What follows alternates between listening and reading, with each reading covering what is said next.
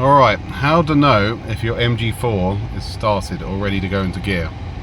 So you need to press the brake pedal and you need to make sure it says ready, system ready. Then it will allow you to shift into drive or reverse. So then you're ready to go. As a new MG4 owner, that took us about 3 or 4 days to work out how to do that. Bit of touch and go. Hope you enjoyed that video.